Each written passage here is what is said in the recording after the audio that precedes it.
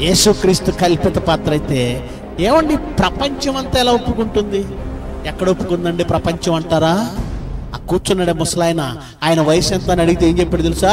85. నా వయసు 85 అని అన్నాడా? అన్నాడు. ఎప్పుడు పుట్టారు అంటే డేట్ చెప్తాడు కదా, చెప్తాడు. ఎప్పుడు పుట్టారని డేట్ చెప్తాడు. పలానా సంవత్సరం, పలానా నెల, పలానా రోజు.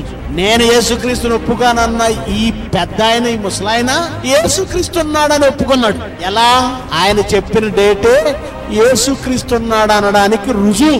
ఎలా అంటే యేసుక్రీస్తుని బట్టే కాలాన్ని విభజించారు. క్రీస్తు పూర్వం, క్రీస్తు శకం.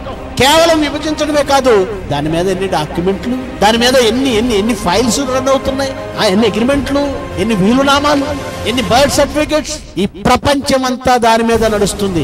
ఎవరైనా ఈ ఫైల్స్ కానీ, సర్టిఫికెట్లు కానీ, వీలునామాలు కానీ, ఈ దస్తావేజులు కానీ, ఆల్ డాక్యుమెంట్స్ డేట్ వేయకపోతే నీ డాక్యుమెంట్ చెల్లదు.